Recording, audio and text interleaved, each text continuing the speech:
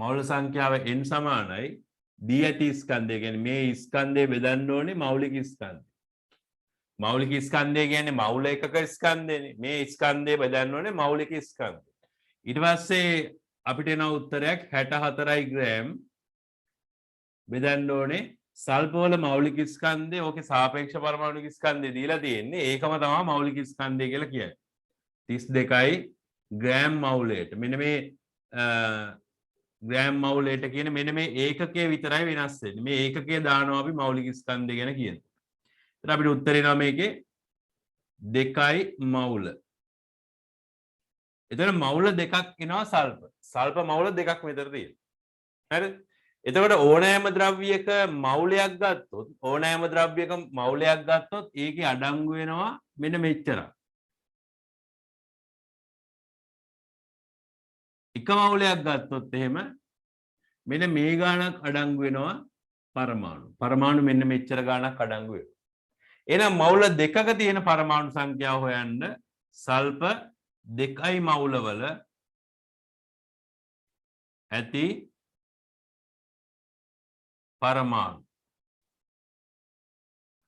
එක මෞලයක මෙච්චරක් තියෙනවා නම් මෞල දෙකක බලන්න ඕක දෙකෙන් ගුණ කරන්න.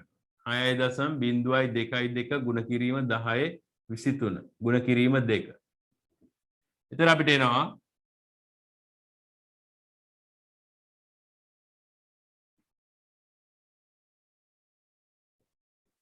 මෙහෙම එකක් එනවා 12.044 ගුණ කිරීම 10/23 වෙනි බලේ. ඊට පස්සේ අපි සාමාන්‍ය විද්‍යාත්මක අංකණෙන් ඔහොම තියන්නේ නැහැ නේ 12 කියලා තියන්නේ නැහැ නේ 10ත් එකත් අතර අංකයක් කරනවා. එතන මේ දශම තිත මෙතනින් තියන්න ඕනේ 1.2.4 ගුණ කිරීම 10/23 මේ 24 sorry 24. එතන ඔන්න ඔය ගාණක් පරමාණු තියෙනවා සල්පවල මෙන්න මේ ග්‍රෑම් 64ක. දැන් ඔක්සිජන් හොයන්න බලන්න.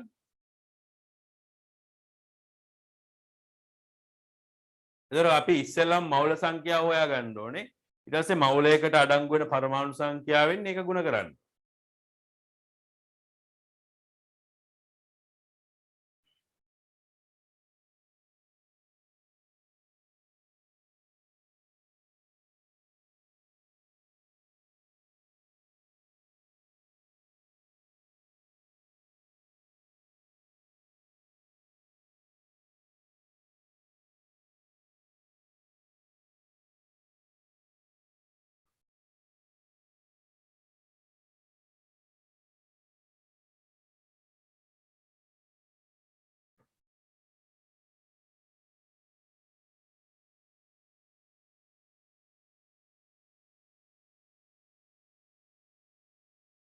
ඉන්දි කීයද උත්තරේ?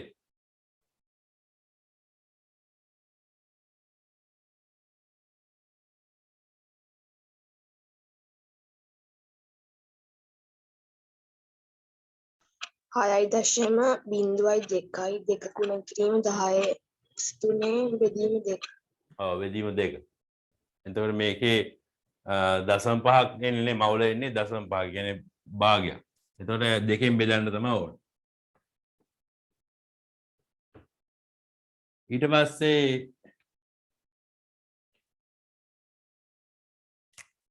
ඉස්සෙල්ලාම ඔක්සිජන් මෞල සංඛ්‍යාව හොයාගන්න ඕනේ. ඔක්සිජන් මෞල සංඛ්‍යාව. දැන් මේ ගාන තමයි හදන්නේ. ඔක්සිජන් මෞල. ඔක්සිජන් මෞල සංඛ්‍යාව හොයන්න අපි දී ඇති ස්කන්ධේ මෞලික ස්කන්ධේ බෙදන්න ඕනේ. කියන්නේ 8 ග්‍රෑම් බෙදන්න ඕනේ. මෞලික ස්කන්ධේ ඔක්සිජන් වල දීලා තියෙනවා 16යි. ග්‍රෑම් මෞලයට. ඊට පස්සේ මේක 8 16න් බෙදපුවම 2න් 1යි. 2න් 1යි මෞල. ඒතර මෞල භාගයක් තියෙනවා. මෞල භාගයක් 0.5ක්. ඒතර අපිට මේක මෙහෙම තියාගත්තොත් එහෙම ලේසි නේ. ඊට පස්සේ මේක ඔක්සිජන් පරමාණු සංඛ්‍යාව හොයන්න මෞල සංඛ්‍යාව කියන්නේ 2න් 1 ගුණ කරන්න ඕනේ මෞලයකට තියෙන පරමාණු සංඛ්‍යාව. 6.02.2 ගුණ කිරීම 10/23. එතන මේක එන්නේ අපිට 3.01 ගුණ කිරීම 10/23 කියන. බෙදපුවාම ඊට පස්සේ මේ කාබන් ඩයොක්සයිඩ් ග්‍රෑම් 132ක තියෙන පරමාණු සංඛ්‍යාව කීයද කියලා අහනවා. ඒතර අපි මේ වගේ ගානක් ආපුවාම ඉස්සෙල්ලම මේකේ සාපේක්ෂ පරමාණු ස්කන්ධය ගන්න බෑනේ. මොකද මේකේ සංයෝගයක්. මේකේ මූලද්‍රව්‍ය දෙකක් එකතු වෙච්ච සංයෝගයක්. එතකොට අපි අනිවාර්යෙන් මේකේ සාපේක්ෂ අණුක ස්කන්ධය ගන්න. සාපේක්ෂ අණුක ස්කන්ධ. සාපේක්ෂ අණුක ස්කන්ධය ගන්නකොට අපිට දීලා තියෙන දත්ත වලින් අපි ඒක ගන්න ඕනේ. කාබන් ඩයොක්සයිඩ් වල සාපේක්ෂ අණුක ස්කන්ධය ඉස්සෙල්ලා හොයාගන්න.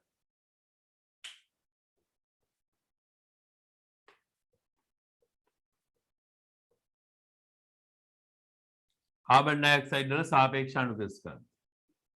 එතන මේ කාබන් පරමාණු එකක් තියෙනවා. ඔක්සිජන් පරමාණු දෙකක් තියෙනවා. එතන කාබන් වල 12යි සාපේක්ෂ පරමාණු ස්කන්ධය. ඔක්සිජන් වල 16යි. එතන මේකේ 44යි කියලා උත්තරේ එනවා. හරි. එතකොට මේ කාබන් ඩයොක්සයිඩ් වල සාපේක්ෂ අණුක ස්කන්ධය 44යි. එතන අපෙන් අහන්නේ මේකේ තියෙන අණු සංඛ්‍යාව. එතකොට අපි මේක ඉස්සෙල්ලාම මවුල සංඛ්‍යාව හොයාගෙන ඉන්නවා. එතකොට කාබන් ඩයොක්සයිඩ් මවුල සංඛ්‍යාව සමානයි මේක දීලා තියෙන 132ක ග්‍රෑම් ස්කන්ධය. 132ක ස්කන්ධය. ඒක බෙදන්න ඕනේ මෞලික ස්කන්ධයෙන් 44යි ග්‍රෑම් මවුලයට. හරි. එතකොට 132 132 44න් බෙදපුවම 3යි කියලා එනවා අපිට උත්තරය. මවුල 3ක්. එතන මවුල 3ක ප්‍රමාණයක් එනවා කාබන් ඩයොක්සයිඩ්. කාබන් ඩයොක්සයිඩ් මවුල 3ක තියෙන අණු සංඛ්‍යාව හොයන්න මෙන්න මේ ගාණෙන් ගුණ කරන්න ඕනේ. එතන කාබන් ඩයොක්සයිඩ් අණු 6.022 ගුණ කිරීම 1023 වෙනි බලය මේක ගුණ කරන්න ඕනේ 3. හරි. එතකොට මට මේකට උත්තරේ කියන්න බලන්න. ජලය ග්‍රෑම් 180ක් තියෙනවලු මේකේ තියෙන අණු සංඛ්‍යාව අහනවා ජල අණු සංඛ්‍යාව. සයාස මේකට උත්තරේ කියන්න බෑ. 6.02 දෙක ගුණ කිරීම 10 23 ගුණ කිරීම 3 10 නේ 10ද අන්තිමට තියෙන්නේ ගුණ කිරීම 10ද ඔව් සර්. නේ එතකොට මේක 10න් ගුණ කිරීම කියපුවාම අපිට 10න් ගුණ කරපුවාම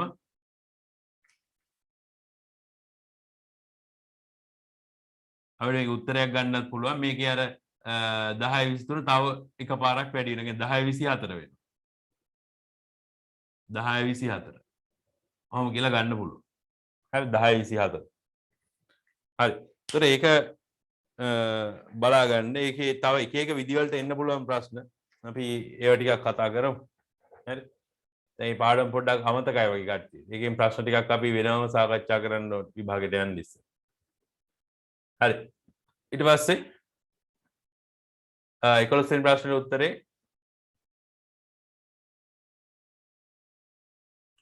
මේකෙන් එතකොට භෞතික විපර්යාසයක නිදසුනක් වන්නේ කුමක්ද? සිසාර මොකද්ද මෙතන භෞතික විපර්යාසයක් තියෙන්නේ මේ හතරේ?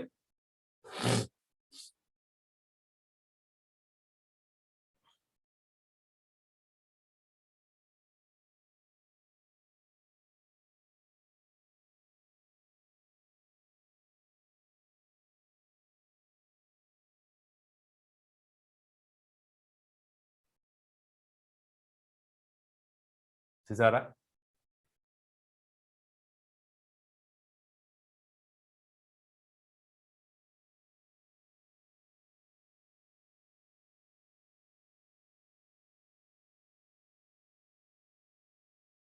නේද?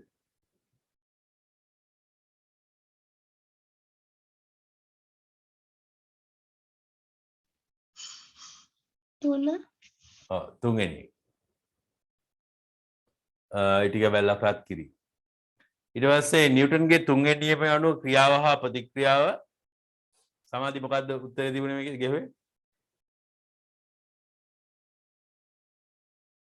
විශාලත්වයෙන් සමාන නම් දිශාවෙන් ප්‍රතිවිරුද්ධයි. ඔව් විශාලත්වයෙන් සමානයි දිශාවෙන් ප්‍රතිවිරුද්ධයි.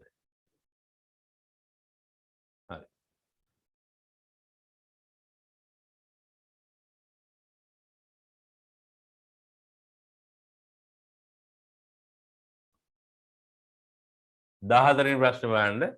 ඝර්ෂණය අඩු කරගන්න අවස්ථාව සඳහා පිළිතුරු අතුරින් තෝරන්න. එතකොට මේකේ අපි සාමාන්‍යයෙන් ඝර්ෂණය අඩු කරගන්න අවස්ථාවක් ගැන නෙවෙයි මෙතන කියලා තියෙන්නේ. මේක සමාධිගෙත් වැරදිලා තිබුණා.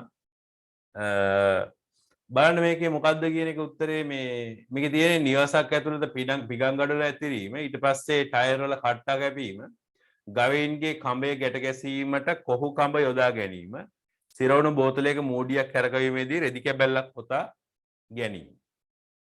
මේකේ ඝර්ෂණය අඩු කරන අවස්ථාවක් මොකක්ද? ඉන්දි කියන්න බෑ.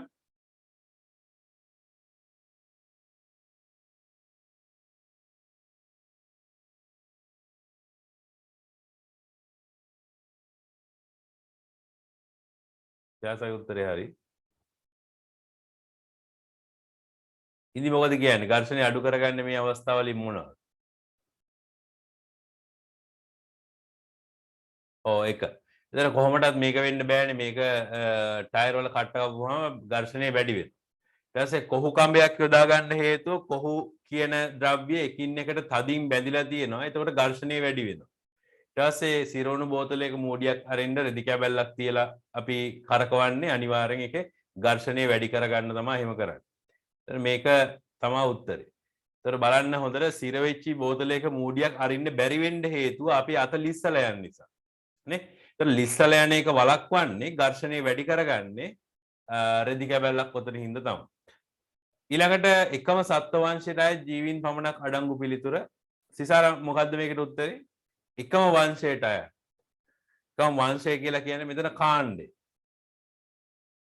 එතන මෙතන ඉන්න ඔක්කොමලම නෑ, මේකේ ඉන්න එක එක පෘෂ්ඨවංශී අපෘෂ්ඨවංශී දෙකොට්ටාශයෙම ඉන්නවා. එතන එක කාණ්ඩයට අයත් කට්ටිය තමයි මෙතන අහන්නේ.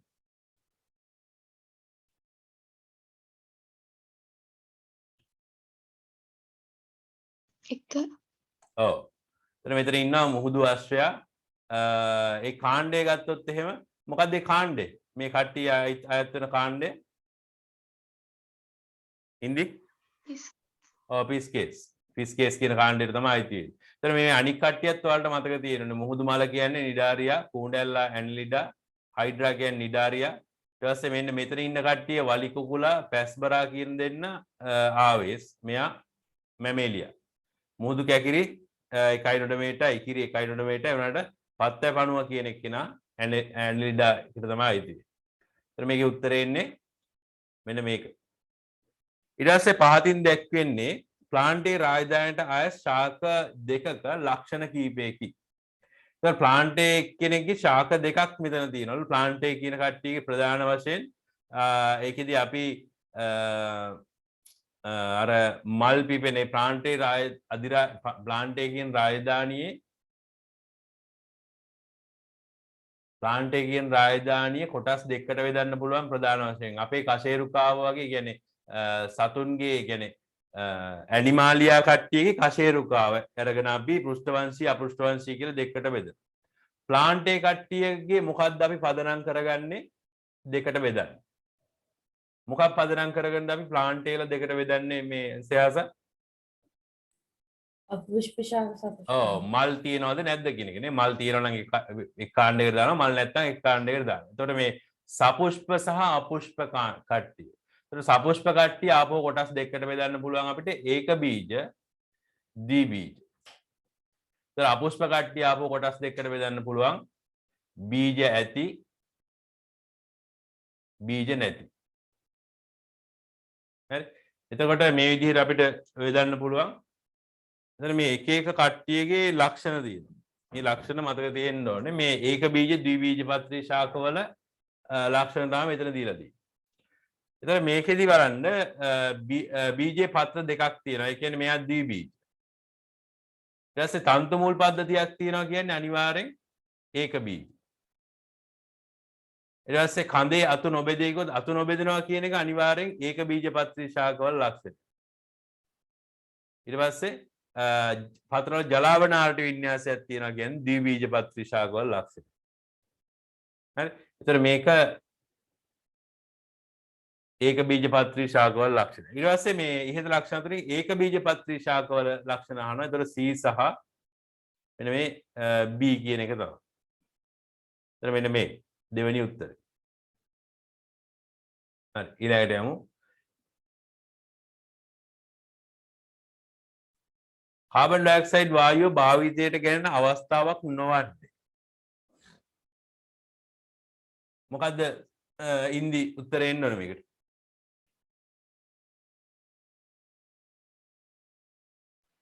හතර ඔව්. බැලුනයක් ඉහළ යැවීම. ඒතර මේකෙදි අර මෙහෙම ප්‍රශ්නයක් එන්නේ දැන් අර සිසිල් බීම කර්මාන්තයේදී නම් අනිවාර්යෙන් කාබන් ඩයොක්සයිඩ් ගිනිවීමේදී අනිවාර්යෙන් කාබන් ඩයොක්සයිඩ් ගන්න. බේකරි කර්මාන්තයේදී කාබන් ඩයොක්සයිඩ් ගන්න දැන් අපි ඊස්ට් වගේ ජීවිය කියන්නේ ඊස්ට් වගේ දිලීරයක් පාවිච්චි කරනවා අපි අර පාන් එහෙම පුම්බන්න පිම්බිලා එන්න ඊස්ට් භාවිතා කරනවා. ඊස්ට් දාලා අපි පාන් හදනකොට ඊස්ට් වලින් කරන්නේ මේ කාබන් ඩයොක්සයිඩ් හදන එක තමයි. ඊස්ට් කරන්නේ කාබන් ඩයොක්සයිඩ් හදනවා. ඉතින් කාබන් ඩයොක්සයිඩ් වායුවක්නේ. ඒක නිසා පාන් ගෙඩිය ඇතුලේ සිදුරු පේන්න තියෙනවා අපිට. ඒතකොට තමයි පාන් ගෙඩිය පිම්බෙන්නේ. පාන් ගෙඩිය ඇතුලේ සිදුරු තියෙනවා. ඒ කාබන් ඩයොක්සයිඩ් වායුව තමයි එකතු වෙන්නේ. ඒතකොට තමයි සිදුරු ඇති වෙන්නේ. හරි. ඒතකොට අනිවාර්යෙන් ඒකටත් කාබන් ඩයොක්සයිඩ් අවශ්‍යයි. ඊට පස්සේ බැලුන් ඉහළ යැවීමේදී කාබන් ඩයොක්සයිඩ් ගන්නෙ නැහැ. බැලුන් එකක් ඉහළ යවනකොට අපි මොකද්ද ගන්න ඕනේ වායුව? ගන්න පුළුවන් වායුව. සමාධි? හයිඩ්‍රජන් ඔව් හයිඩ්‍රජන් ගන්න පුළුවන් නේ. හයිඩ්‍රජන් හැබැයි එච්චරම මේ ආරක්ෂිත වායුවක් නෙමෙයි. ගිනි ගන්නවානේ. ඒක නිසා ගොඩක් වෙලාවට මේකට හීලියම් වගේ වායුවක් ගන්න එක තමයි ගොඩක්ම හොඳ. හීලියම්. ගිනි ගන්නෙ නැහැ. ප්‍රතික්‍රියා කරන්නේ නැහැ. ඒක නිසා හීලියම් හයිඩ්‍රජන් වලට වඩා හොඳයි. ඒකට අර අපිට තියෙන වායුන් ටිකේ මේවනේ හයිඩ්‍රජන්, ඔක්සිජන්, කාබන් ඩයොක්සයිඩ්. ওই තුනනේ අපි හදන්නේ. අර විද්‍යාගාරයේ හදන වායුන් ටික නෙමෙයි. ඒ නිසා ওই ටිකෙන් අපි මොකද්ද බැලුන් එකක් උඩ යවන්න ගන්න කියලා අහුවොත් එහෙම හයිඩ්‍රජන් තමයි ගන්න පුළුවන්. හරි. ඊළඟට මෙහි X ලෙස සඳහන් මූලද්‍රව්‍යයේ සංයුජතාවය කොපමණද කියලා අහනවා. මේ X ගේ සංයුජතාවය. සයාස මොකද්ද සංයුජතාවය කියලා? දෙක. උත්තරේ දෙකද සංයුජතාවය දෙකයි? සංයුක්තාවය දෙක. ඔව්. ඒතර උත්තරේ එකයි. එක. ඒකට හේතුව මේකේ අර පරමාණු දෙකක් මෙහෙම තනි බන්ධන වලින් බැඳලා තියෙනවා. මේ අර H2O හරි H2S හරි ඔන්න ඔය දෙකෙන් එකක් තමයි ඔය අණුව. හරි. එතකොට මේ සංයුක්තාවය දෙකයි. ඊළඟට ද්‍රව පීඩනයේ සම්බන්ධයෙන් ප්‍රකාශ හතරක් දැක්වෙනවා. ද්‍රව්‍යයක් තුළ සමමට්ටම් වල ඕනෑම ලක්ෂයකදී පීඩන සමානයි. ද්‍රව්‍යයක් තුළ යම් ලක්ෂයකදී ඕනෑම දිශාවකට පීඩනය සමානයි. ද්‍රවයක පීඩනය ද්‍රව කන්දේ හැඩය මත රඳා නොපවතී. ද්‍රවයක් තුළ යම් ලක්ෂයකදී පීඩනය ඊට ඉහළින් නැති ද්‍රව කන්දේ ගැඹුර මත රඳා පවතී. ඒතර මේ අතරින් සත්‍ය මොකක්ද කියලා අහනවා. ඉන්දි මොකද්ද මේ අතරින් සත්‍යය? ඒක කරේ නැහැ. කරේ නැද්ද?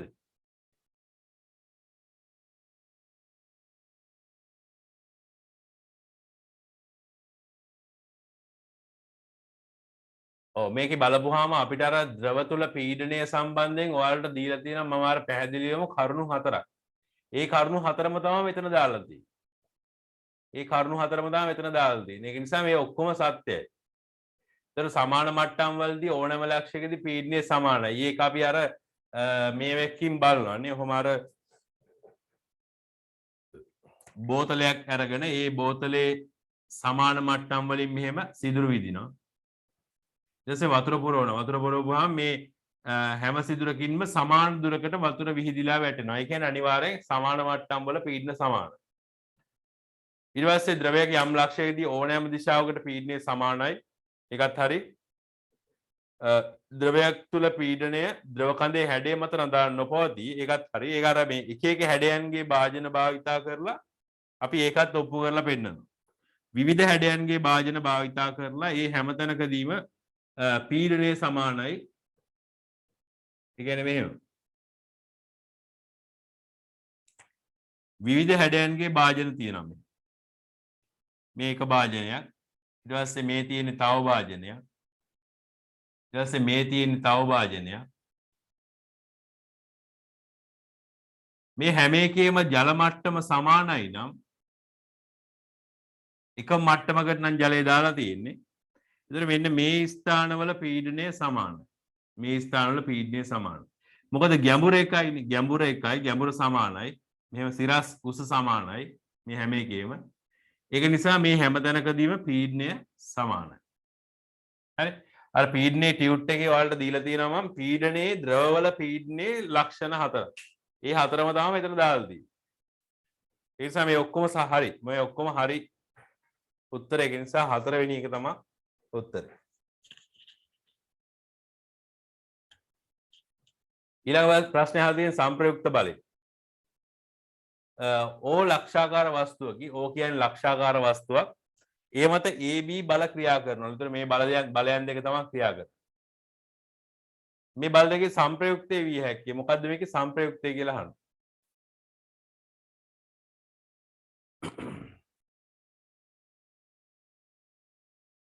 ඔව් සයාසගේ උත්තරේ හරි.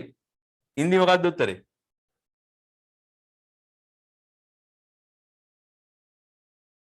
හැමෝම මට කියන්න බලන්න මේකේ උත්තරේ. මට එවන්න.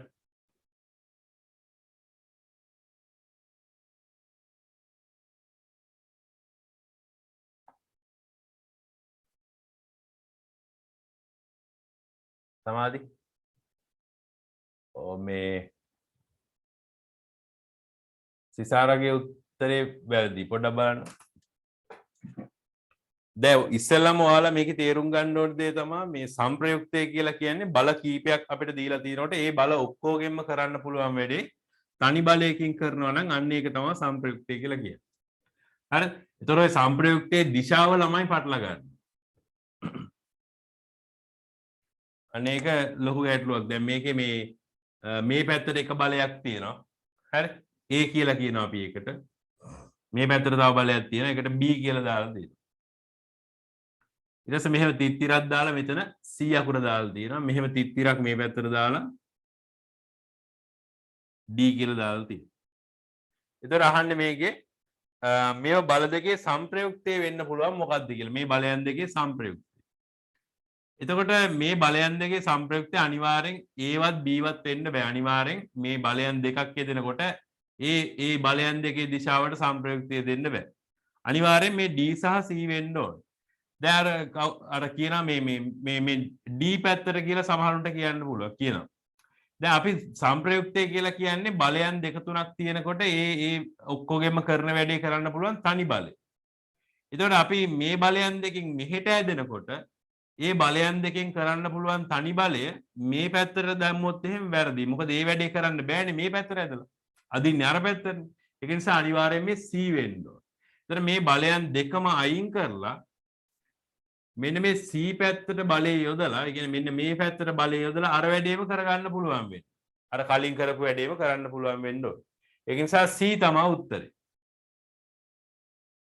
හරිද සිසාරා? තේරුණාද?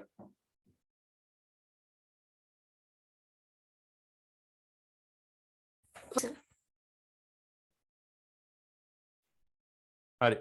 ඔයාලා විනාඩි 5ක විතර බ්‍රේක් එකක් කරගෙන වැඩි දුර යන්න එපා.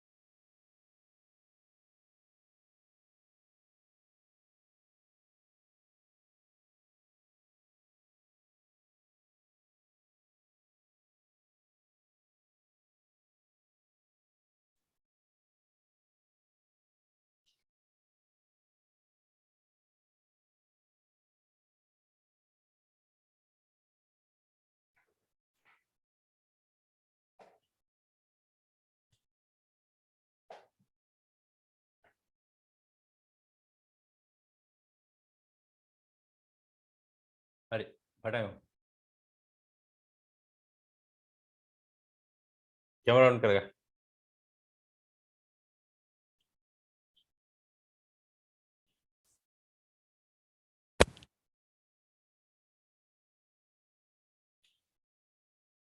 ඉන්දි සමාධි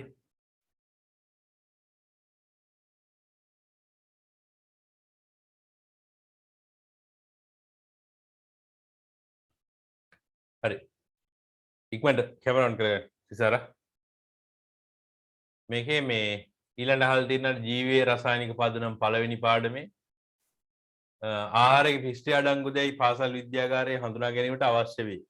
ඒ සඳහා කළ යුත්තේ ආහාර ස්වල්පයක් අඹරා සාදාගත් ද්‍රාවණයට මොනවද දාලාද? සයාස මොකද්ද උත්තරේ? පළවෙනි ඔව් අයඩින්. ඊට පස්සේ මේ අනික් ඒවාත් මතක් කරලා බලන්න මේකේ බෙනඩික් ද්‍රාවණය දාන්නේ මොකක් හඳුනා ගන්නද සමාධි?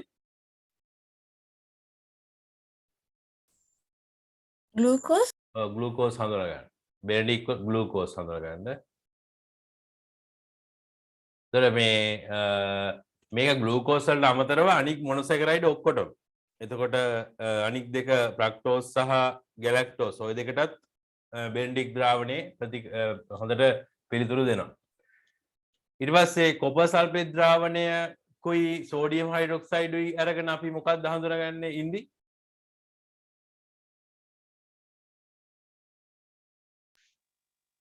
Protein. ඔව් මේක ප්‍රෝටීන්. මේකට අපි කියනවා බයොරේට් පරීක්ෂාව කියලා නේ. ප්‍රෝටීන්. සුඩාන්ත්‍රී ප්‍රතිකාරකය ගන්නෙ මොකටද සිසාරා? ලිපිඩ හඳුනා ලිපිඩ. එතකොට මේකේ ඔය පරීක්ෂණ ටික අනිවාර්යෙන් මතක තියාගන්න ඕනේ කොහොමද මේවා කරන්නේ කියලා. ඒතර මේකෙදී අර මේකෙදී සෝඩියම් හයිඩ්‍රොක්සයිඩ් වැඩි ප්‍රමාණයක් දාලා කොපර් සල්ෆේට් බිඳු කීපයක්. අන්න එහෙමයි දාන්නේ. ඊට පස්සේ මේක බෙනඩික් ප්‍රතිකාරකයේ ස්වල්පයක් එකතු කරලා රත් කරන්න ඕනේ. ඊට පස්සේ අපිට තව මේකට අමතරව තව එක පරීක්ෂණයක් තියෙනවා. අර සුක්‍රෝස් වලට කරන පරීක්ෂණ. සුක්‍රෝස් තියෙනවද ආහාරයක සුක්‍රෝස් තියෙනවද කියලා හඳුනා ගන්න අපි අර සීනි ටිකක් අරගෙන මේ පරීක්ෂණය කරලා පෙන්නන්නේ එහෙමයි සීනි ටිකක් අරගන්නවා අරගෙන ඉස්සෙල්ලාම බෙනඩික් ද්‍රාවණය දාලා රත් කරනවා එතකොට වර්ණ විපර්යාසයක් ඉන්නේ නැහැ ඊට පස්සේ තනුක හයිඩ්‍රොක්ලොරික් අම්ලයේ බිඳු කීපයක් දාලා ස්වල්පයක් දාලා රත් කරලා ආයේ අර බෙනඩික් ප්‍රතිකාරකේ දාලා රත් කරනවා අන්න එතකොට අර වර්ණ විපර්යාසය එනවා ඒවා ආයේ මතක් කරගන්න හරිද මේ වර්ණ විපර්යාසය අර නිල් පාටේ ඉඳලා ගඩොල් රතු පාටට එනකං එන වර්ණ විපර්යාසෙ මතක තියෙන්නත් ඕන. ඊට පස්සේ පහත් දැක්වෙන්නේ එක්තරා වර්ධක ප්‍රචාරණ ක්‍රම එක වාසි කීපයක්. මවුල් ශාකයට සර්ව සම දුහිතෘ ශාක ලැබෙනවා. හරි. ඒතර මෙයා වර්ධක ප්‍රචාරණ ක්‍රමනේ අනිවාර්යෙන් සර්ව සම දුහිතෘ ශාක තමයි ලැබෙන්නේ. මොකද මේක අලිංගික ප්‍රජනනයේ ශාකවල අලිංගික ප්‍රජනනයේදී අනිවාර්යෙන් මව් ශාකයට සර්ව සම ශාක තමයි ලැබෙන්නේ. පැල ගොඩක් ගන්න පුළුවන්ලු එකපාරට. කෙටි කාලයකින් පැල ගොඩක් ගන්න පුළුවන්. ඊට පස්සේ කුඩා ඉඩ ප්‍රමාණයක් ඇතිලු මේකේ පැල ගොඩක් ගන්න. ඒතර මේකට හරියන උත්තරේ මොකද්ද? සිසාරා?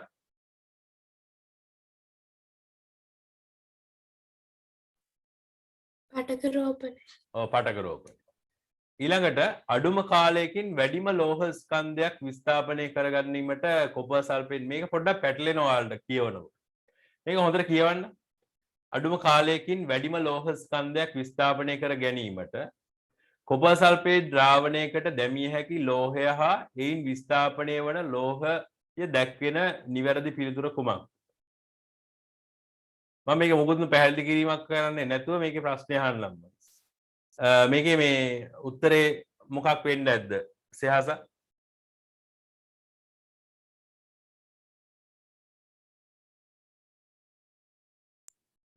පළවෙනි එක ඔව් බොහොම හොඳයි. පළවෙනි එක. ආනේ පළවෙනි ආනේ පළවෙනි එකත් නෙමෙයි. පළවෙනි එක නෙමෙයි. මුදන බලන්න සක්‍රිය දල ශ්‍රේණියත් මතක් කරගන්න.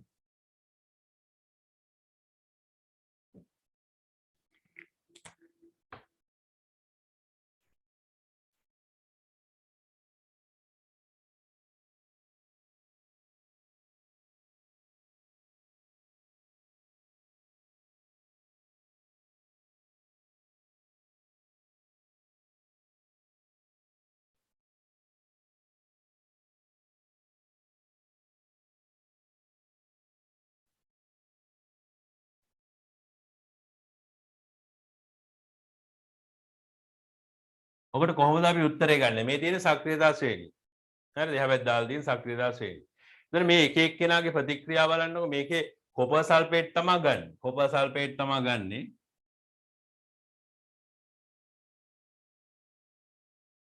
Copper sulphate. එතන කොපර් සල්ෆේට් වලට එක එක්කෙනා මෙතෙන්දි දානවා. දැන් මෙතන පළවෙනියටම දාලා තියෙන්නේ මැග්නීසියම් කියන්නේ. මැග්නීසියම්. එතකොට මැග්නීසියම් දාපුවාම කොපර් සල්ෆේට් වලට මේ ප්‍රතික්‍රියාවක් සිද්ධ වෙනවා. මොකද කොපර් සල්ෆේට් කියන්නේ කොපර් කියලා කියන්නේ මෙන්න මෙතන ඉන්නේ කොපර්. ඊට පස්සේ මැග්නීසියම් ඉන්නේ සක්‍රිය ශ්‍රේණියේ උඩ. එහෙනම් අනිවාර්යෙන් මැග්නීසියම් වලට පුළුවන් කොපර් සල්ෆේට් වලින් කොපර් අයින් කරන්න. එතකොට හැදෙනවා මැග්නීසියම් සල්ෆේටුයි සහ කොපර් කියන දෙන්න හැදෙනවා. මැග්නීසියම් සල්ෆේට් සහ කොපර් කියන දෙන්න හැදෙනවා. එතකොට ඔය වැඩේ මෙයාට කරන්න පුළුවන්. මැග්නීසියම් වලට ඔය වැඩේ කරන්න පුළුවන්. මොකද කොපර් වලට වැඩිය සක්‍රියතාවෙන් වැඩි නිසා, සක්‍රියතා ශ්‍රේණිය ඉහළින් ඉන්න නිසා. ඊළඟට කියනවා අපිට මෙතන සිංක් සහ මැග්නීසියම්. එතකොට සිංක් සහ මැග්නීසියම් කියලා දීලා දෙනවා. එතකොට කොපර් සල්ෆේට් වලට සිංක් දාපුවාම හැදෙනවා සිංක් සල්ෆේටුයි කොපර් අවක්ෂේප වෙනවා. කොපර් විස්ථාපනය වෙනවා. අපි මේකට කියන්නේ විස්ථාපනය වෙනවා කියලා. හරි. එතකොට මෙන්න මේක සිද්ධ වෙනවා. එතකොට ඊළඟට තියෙන එතකොට දැන් මෙතන උත්තරේ බලන්න. උත්තරේ තියෙන්නේ සිංක් සහ මැග්නීසියම් කියලා. එතකොට සිංක් කියන උත්තරේ හරි. මැග්නීසියම් නෙවෙයි විස්ථාපනය වෙන්නේ. මෙන්න මේ කොපර් කියන එක නා. කොපර් විස්ථාපනය වෙන්නේ. ඒක නිසා ඒ උත්තරෙත් වැරදි. කොපර් තමයි විස්ථාපනය වෙන්නේ. මැග්නීසියම් මේ ප්‍රතික්‍රියාව කොහෙවත් නැහැනේ. මැග්නීසියම් ප්‍රතික්‍රියාව කොහෙවත් නැහැ. කොපර් සල්ෆේට් සහ සිංක් තමයි තියෙන්නේ. ඊළඟට යකඩ සහ කොපර් සල්ෆේට්. යකඩ කොපර් සල්ෆේට් Fe. එතන කොපර් සල්ෆේට් කියන එක්කෙනා කොපර් කියන එක්කෙනා යකඩ වලටත් වැඩිය පහළින් ඉන්න නිසා මේ ප්‍රතික්‍රියාවත් සිද්ධ වෙනවා. එතකොට යකඩ සල්ෆේට් FeSO4 ධන කොපර්. මෙන්න මේක හැදෙනවා. එතන ඒකත් හරි වගේ උත්තරේ. ඊළඟට බලමු. කොපර් සල්ෆේටුයි ඊළඟ දාන්න එකට කැල්සියම්. එතන කැල්සියම් දාපුවාම කැල්සියම් සල්ෆේටුයි කොපර් අවක්ෂේප වෙනවා. කොපර් විස්ථාපනය වෙනවා. හරි. එතකොට මේකේ අහන්නේ ප්‍රශ්නේ හරියට තේරුම් ගන්න. දාන ලෝහයයි විස්ථාපනය වෙන ලෝහයයි. හරි. දැමිය හැකි ලෝහයයි විස්ථාපනය වෙන ලෝහයයි. අනිවාර්යෙන් විස්ථාපනය වෙන්නේ කොපර් සල්ෆේට් වල ලෝහය දාපුවම විස්ථාපනය වෙන්නේ කොපර්. කොපර් තමයි විස්ථාපනය වෙන්නේ. දාන ලෝහය තමයි ප්‍රශ්නේ. එතකොට මේ කොපර් විස්ථාපනය වෙනවා කියපුවාම මෙන්න මේ උත්තරේ අපිට සම්පූර්ණයෙන්ම අයින් කරලා දාන්න පුළුවන් මේක. ඇයි මේකේ විස්ථාපනය වෙන ලෝහය විදිහට මැග්නීසියම් දාලා තියෙන්නේ. මැග්නීසියම් විස්ථාපනය වෙන්නේ නැහැ කොපර් සල්ෆේට් නේ තියෙන්නේ. එතකොට අනිවාර්යෙන් කොපර් තමයි විස්ථාපනය වෙන්න ඕනේ. එතන මේක අයින් කරලා දාන්න පුළුවන් අපිට. එතකොට ඊටු තුනෙන් මෙන්න මේ තුනෙන් වැඩිම ශීඝ්‍රතාවයෙන් වැඩේ සිද්ධ වෙන්නේ කාගේද? ඉන්දි මොකේද මේ තුන් දෙනාගේ මැග්නීසියම්ද ඊට පස්සේ ෆෙරස්ද කැල්සියම්ද වැඩේ ඉක්මනටම සිද්ධ වෙන්නේ? Magnesium. ඇයි මැග්නීසියම් කිව්වේ? සක්‍රියතා ශ්‍රේණිය ගැන හිතන්න. හිතලා උත්තරේ දෙන්න.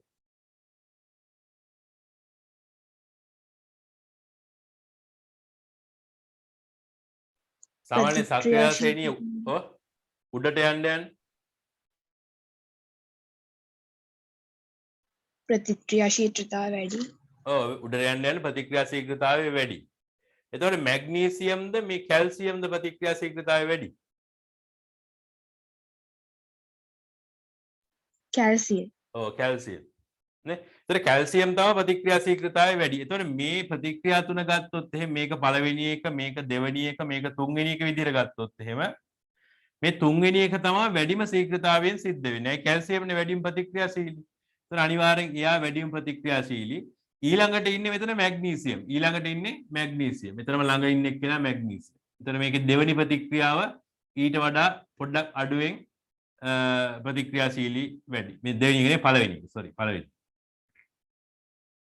ඊට පස්සේ ගත්තොත් එහෙම මෙතන මම අර කපපු මේ සිංක් දාපුවම මොකද වෙන්නේ කියන්නේ. ඒතර සිංක් තමයි ඊළඟට ඉන්නේ. එතන මෙතන සිංක් කියනවා. ඊට පස්සේ තමයි යකඩ එන්නේ. යකඩ තමයි අඩුම ශීඝ්‍රතාවයෙන් වෙන්නේ. මොකද මෙතන තියෙන මූලද්‍රව්‍ය වලින් යකඩ තමයි අඩුම ප්‍රතික්‍රියාශීලීත්වයක් තියෙන මූලද්‍රව්‍ය. හරි. එතකොට උත්තරේ එන්නේ මේකේ 4 වෙනි එක. ඒක ප්‍රශ්නේ තේරුණාද සයාස? ඔව් සර්.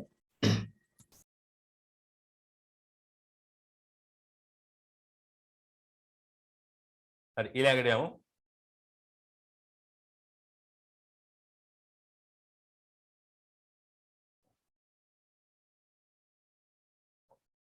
විද්‍යාගාරයේදී වායු වර්ග 3ක් සම්බන්ධයෙන් ලද නිරීක්ෂණ කීපයක් පහක් දැක්වේ.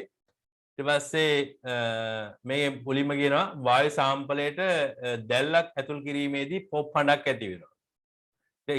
ඊළඟ එක ඇතුල් කිරීමේදී නිවි යනවා.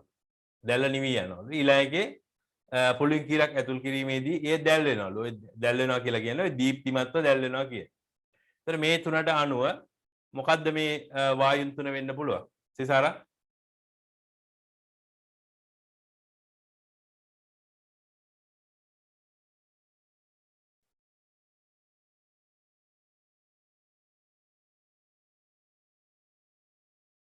අනික අදාන බලන්න උත්තර.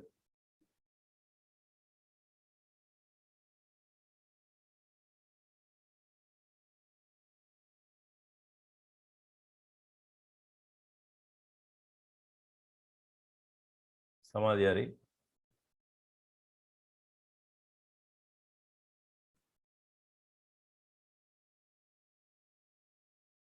සයාස බලන්න මේ දෙවෙනි එකට මෙන්න මේකට දැන් මේක හයිඩ්‍රජන් කියන එක නම් හරි. ඔව් සිසාර හරි. ඒතර මේක වායු සම්පලයේ දැල්ලක් ඇතුල් කිරීමේදී නිවි යනවා කියන්නේ ඔක්සිජන් තියෙන එකට අපි දැල්ලක් ඇතුල් කරොත් නිවෙයිද? දීප්තිමත්ව දැල් වෙයිද? මොනවා වෙයි? ඔක්සිජන් කියලා කියන්නේ දහනය පෝෂණය කරන එක්කෙනෙක්ද දහන අපෝෂකයෙක්ද? ඔන්නක බලන්න.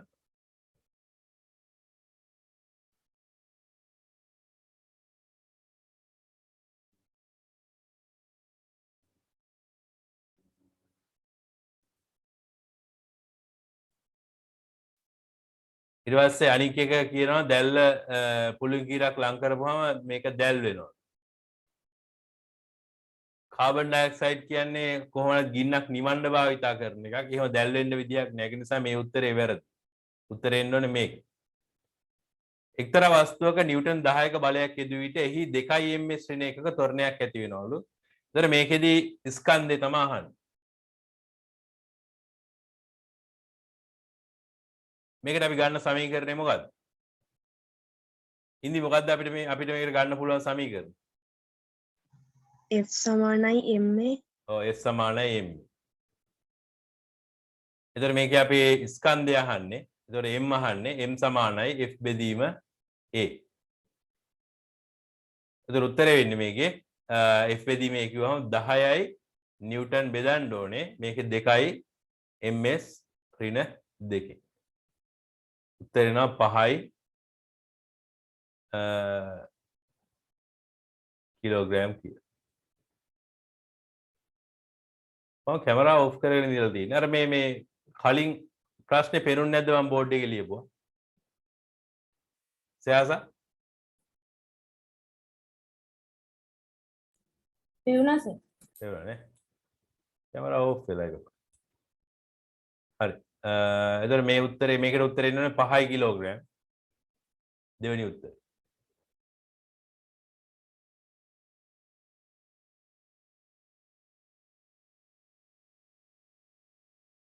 මේක බලන්න.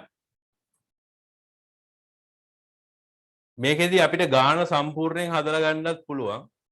එහෙම නැත්නම් අපිට මේකේ මේ දල වශයෙන් උත්තරේ ගන්නත් පුළුවන්. එතන මේකේ අහන්නේ මේ පුද්ගලයෙක් මේ එක එක ස්කන්ධ මේ පඩි වලින් උඩට උස්සනවලු. මෙතන ABC යන පුද්ගලයෙකු පඩි පෙළක් මත වස්තුන් තුනක් ඔසවා තැබූ අවස්ථා තුනකි. වස්තුන් තුනෙහි ස්කන්ධයේ පිළිවෙලින් 5 කිලෝග්‍රෑම් 2 කිලෝග්‍රෑම් හා 3 කිලෝග්‍රෑම් වේ. එක් එක් අවස්ථාව සඳහා තප්පර 1 බැගින් ගත විය එක් පඩියක උස 3 සෙන්ටිමීටර් බැගින් වේ. ඒතර මේකෙදි මේ මේ හැම එකටම තප්පරයක් තමයි ගිහිල්ලා තියෙන්නේ. මේක මෙතන තිබිලා මෙතෙන්ට දාන්න තප්පරයයි, මේක මෙතන තිබිලා මෙතෙන්ට දාන්න තප්පරයයි, මේක මෙතෙන් ඉඳලා මෙතෙන්ට දාන්න තප්පරයයි. ඒතර මේ හැම එකකම සෙන්ටිමීටර් 30 ගානේ තියෙනවා.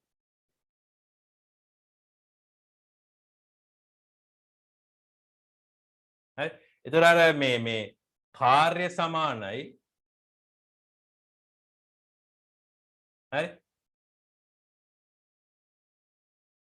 බලය ගුණ කිරීම දුර. ඔන්න ඔය සමීකරණය අපිට කාර්ය හොයාගන්න පුළුවන්. ඊට පස්සේ ක්ෂමතාවය එහෙම නැත්නම් ජවය. ජවය සමානයි කාර්ය බෙදීම ගත වුණු කාලය. ඔන්නම ගන්න ඕනේ ওই සමීකරණ දෙක භාවිතා කරලා අපිට මේකේ එක එක්කෙනාගේ කරපු කාර්යයන් ටික හොයන්න වෙනවා. හරි. ඒතර අපි මෙහෙම බැලුවොත් මේ මට හොයලා කියන්න පුළුවන් මේ හොයන්න ටක් ගාලා. එතකොට මේකේ වැඩිම ක්ෂමතාවයක් තියෙන අවස්ථාව මොකද්ද? ඊළඟට මොකද්ද? එහෙම කියලා නහන්න. ආරෝහණ පිළිවෙල. අඩු එකේ ඉඳලා වැඩි එකට. ක්ෂමතාවයේ අඩු එකේ ඉඳලා වැඩි එකට. පෙළ ගස්සන්න කියලා කියන්නේ.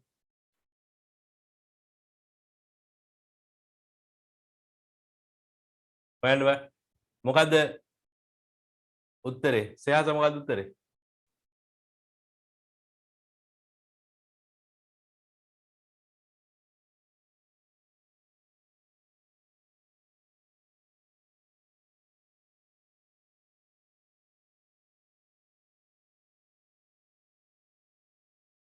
හතර B ABC හරි බලමු.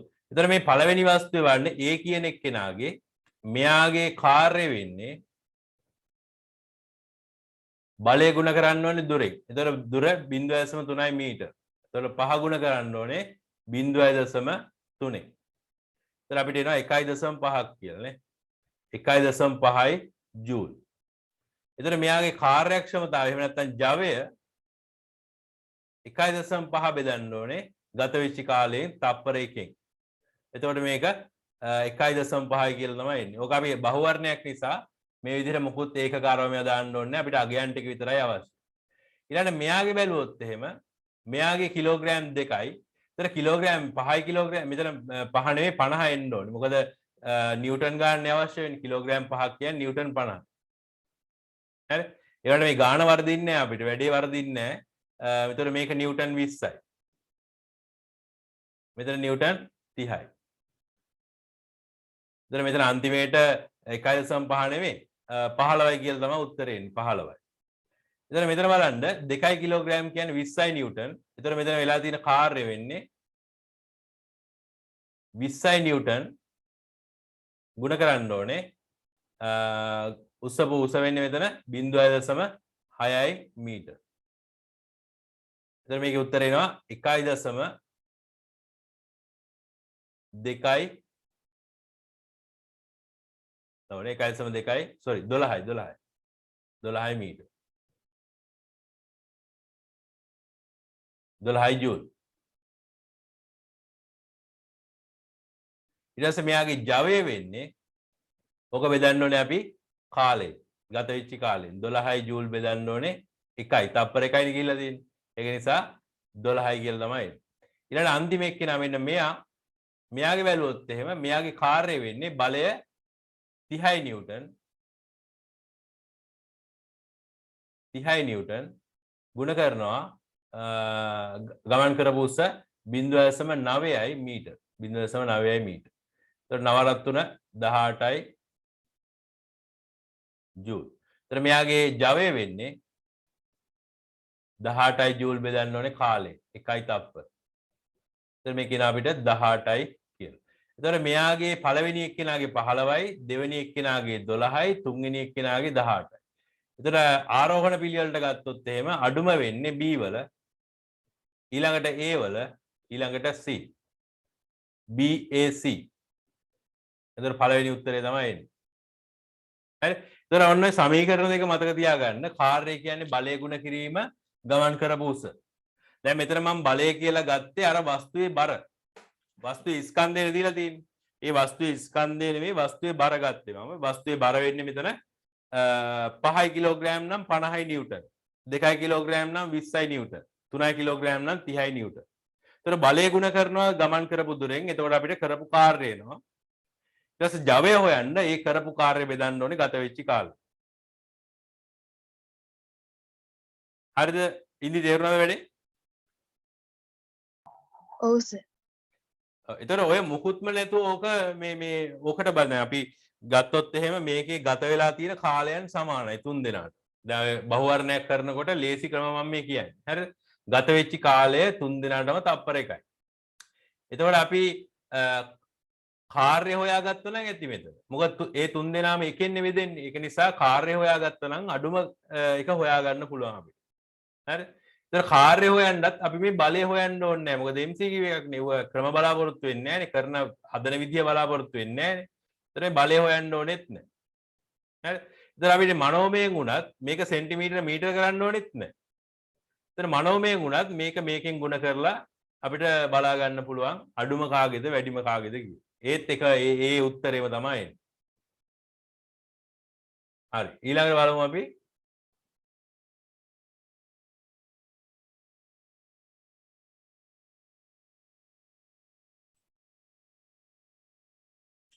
අප්‍රිකානු වනාන්තරයෙන් හඳුනාගත් නවතම සත්වයෙකු වර්ගීකරණයට ලක් කිරීමට අවශ්‍ය විය. පරීක්ෂණවල ප්‍රතිඵල අනුව පහත ලක්ෂණ තිබුණා. මෙයා අචලතාපීලු,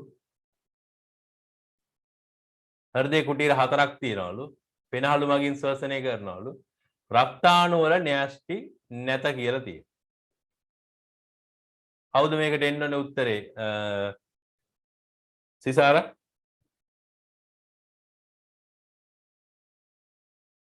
මැමේලියා. ඔව් මැමේලියා. එතකොට මේකේ ආවේශයටත් මේ ඔක්කොම සමානයි නේ. අචලතාපීන් හෘදේ කුටීර 4යි, පෙනහළු මගින් ශ්වසනය කරයි, රක්තාණු වල න්‍යෂ්ටි නැත කියන එක ඔයාලට දීලා තියෙනවා සිලබස් එකේ මේ ඔයාලගේ පොතේ රක්තාණු වල න්‍යෂ්ටි නැත කියලා මැමේලියාව. හැබැයි ආවේශලගේ රක්තාණු වල න්‍යෂ්ටි ඇත කියලා දීලා නැහැ. ආවේශලගේ මෙන්න මෙයාලගේ රක්තාණු වලගේ රතුරු දිරාණු වල න්‍යෂ්ටි තියෙනවා කියලා දීලා නැහැ. හැබැයි මෙයාලගේ රතුරු දිරාණු වල න්‍යෂ්ටි තියෙනවා. හරිද? කුරුල්ලොන්ගේ රතුරු දිරාණු ගත්තොත් ඒ රතුරු දිරාණු වලට කුඩා න්‍යෂ්ටියක් තියෙනවා. අපේ වගේ නෙවෙයි. හරි? ඒතර ඒක දීලා නැහැ. මැමේලියාවන්ගේ න්‍යෂ්ටි නැහැ කියන එක දීලා තියෙනවා. ඒතර උත්තරේ වෙන්නේ මේකේ 4. මිනිසෙකු සතුව පැවතිය හැකි ආවේනික ලක්ෂණ ලෙස ශිෂ්‍යයෙකු පහත කරුණු ඉදිරිපත් කර ඇත. එතන මේකෙදී හිස කෙස් වල ස්වභාවය, ඇඟිලි වල ස්වභාවය, සමේ වර්ණය, දිව රෝල් කිරීමේ හැකියාව මේ ඔක්කොම ටික ආවේනික ලක්ෂණ තමයි නේ. එතන මෙන්න මේක 4 වෙනි උත්තරේ තමයි. ඊළඟ ප්‍රශ්නේ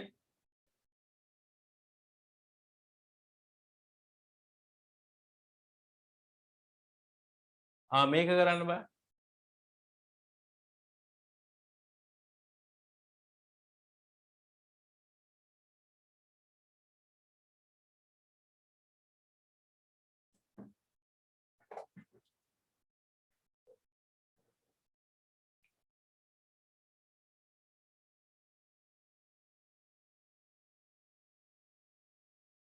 को हिंदी सिसार कैमरा ऑन कर गන්න උදේ පාන්දර පන්ති කරනවා අනිවාර්යෙන් කැමරා ඔන් කරගන්න.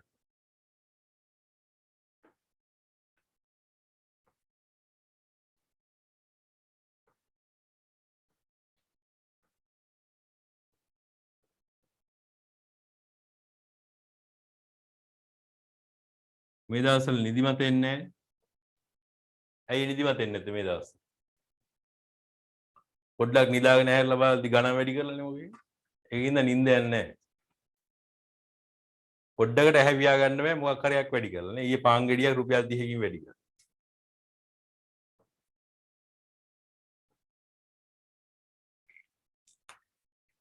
හරි. සෝඩියම් හයිඩ්‍රොක්සයිඩ් ග්‍රෑම් 80ක්. මේකේ තියෙන මවුල ගානට සමාන මොකක්ද කියලා අහන්න. ඒතර මැග්නීසියම් ඔක්සයිඩ් ග්‍රෑම් 40ක්. ඊට පස්සේ කැල්සියම් ඔක්සයිඩ් ග්‍රෑම් 28ක්.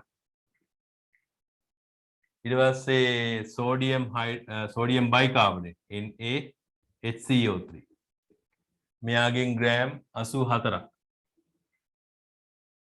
අන්තිමට කියනවා කැල්සියම් කාබනේට් හරි මේ කට්ටියගේ හොයාගනිමුකෝ මවුල සංඛ්‍යාව එතකොට අපි මේ එකින් එක මවුල සංඛ්‍යාව හොයන්න ඕනේ දැන් ඔක මේ ගොඩාක් ගණන් හදලා තියෙන දැන් ඔය දැන් මම දැන් මේකත් මේවත් එක්කම නින්නේ එතකොට මේ බලපු ගමන් කියන්න පුළුවන් මෙයාගේ මවුල සංඛ්‍යාව මෙයාගේ බලපු ගමන් මවුල දෙකක් විතර ඇති මෙයාගේ එකක් විතර ඇති ඔහොම කියාගෙන යන්න පුළුවන් ඒ වුණාට එහෙම කරන්න බෑනේ වලට වෙන විෂයනුත් තියෙනවා නේ විද්‍යාව කර කර ඉන්න බෑනේ ඒක නිසා අනිවාර්යෙන් මේක එකදී මවුල ගාන හොයන්න ඕනේ හරි මවුල ගාන හොයන්න ඕනේ මේ හැම එකේම එතකොට ඉස්සෙල්ලාම මෙයාගේ හොයා ගන්න ඕනේ සෝඩියම් හයිඩ්‍රොක්සයිඩ් වල මවුල ගාන සෝඩියම් කියන්නේ 23යි මෞලික ස්කන්ධය ඔක්සිජන් කියන්නේ 16යි හයිඩ්‍රජන් කියන්නේ 1යි එතකොට මෙතන එනවා මවුල සංඛ්‍යා මෞලික ස්කන්ධය 40යි හරි සාපේක්ෂ අණුක ස්කන්ධය 40යි එතකොට මේ ග්‍රෑම් 80ක තියෙන මවුල සංඛ්‍යාව හොයන්න අපි මවුල සංඛ්‍යාව n සමානයි දී ඇති ස්කන්ධයේ මෞලික බෙදීම මෞලික ස්කන්ධය කියන සමීකරණයෙන් අපිට මවුල සංඛ්‍යාව හොයාගන්න පුළුවන්. ඒතර 80යි ග්‍රෑම් බෙදන්න ඕනේ. 80 බෙදන්න ඕනේ 40. උත්තරේ එනවා 2යි මවුල. එතන මවුල දෙකක් තියෙනවා. සෝඩියම් හයිඩ්‍රොක්සයිඩ් මවුල දෙකක් තියෙනවා. මේ එක එක අවස්ථාවල මවුල දෙක එන්නේ මොකේද කියලා බලන්න. ඊට පස්සේ මැග්නීසියම් වල මෞලික ස්කන්ධය 23යි. ඉස්සෙල්ලාම සාපේක්ෂ අණුක ස්කන්ධය හොයාගෙන ඉන්න ඕනේ. මැග්නීසියම් වල 23යි, ඔක්සිජන් වල 16යි. එතකොට මෙතන 6යි 3යි 24යි. Sorry magnesium 24යි. 6යි 4යි 0.40යි. ඔව් 40යි. එතකොට මේකේ මවුල ගන්න අපිට එනවා 40යි ග්‍රෑම් බෙදන්න ඕනේ 40.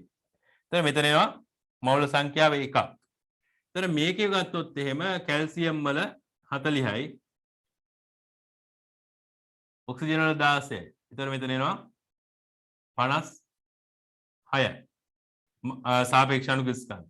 මවුල සංඛ්‍යාව වෙනවා 28 බෙදන්න ඕනේ 56යි. 0.5යි. ඊළඟ සෝඩියම් බයිකාබනේට් ගත්තොත් එහෙම සෝඩියම් 23යි හයිඩ්‍රජන් 1යි කාබන් 12යි ඔක්සිජන් 16 ගුණ කිරීම 3. හරි.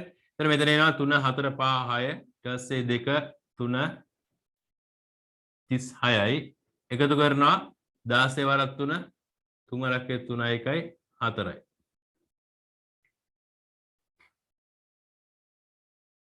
ඔව්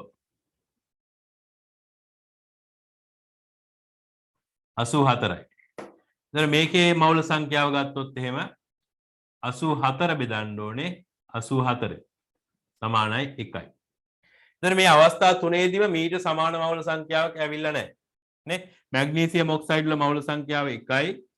කැල්සියම් ඔක්සයිඩ් වල මවුල සංඛ්‍යාව 0.5යි. සෝඩියම් බයිකාබනේට් වල 1යි. එහෙනම් අනිවාර්යෙන් අන්තිම උත්තරේ තමයි එන්න ඕනේ. හරි? ඒතර මේකේ කැල්සියම් කාබනේට් කියන එක්කෙනාගේ මේ මෞලික ස්කන්ධය මට නම් මතකයි. ඒ කියන්නේ ඔක මතකෙ හිටින එකක් තියෙන්නේ 100යි. මෙයාගේ මෞලික ස්කන්ධය 100යි. සාපේක්ෂ අණුක ස්කන්ධය 100යි. එතකොට අපිට මේක ටක් ගාලා ගන්න පුළුවන්. මෙතන මවුල සංඛ්‍යාව 2යි කියන්නේ. මොකද 200 100ෙන් බෙදපුවාම 2 තමයි උත්තරේ. එතන සෝඩියම් හයිඩ්‍රොක්සයිඩ් වලත් මෞලික ස්කන්ධය අපිට මතක එකක් තියෙන්නේ 40යි. හරි? එතකොට මේ අනිවාර්යෙන් මේ දෙන්නගේ තමයි සමාන වෙන්න ඕන. හරි. ඊළඟ බලන්න පහත දී ඇති ප්‍රකාශ අතුරින් සමස්ථානික අර්ථ දැක්වෙන ප්‍රකාශය තෝරන්න. මොකද්ද ඉන්දි එන්නේ උත්තරේ? බලන්න.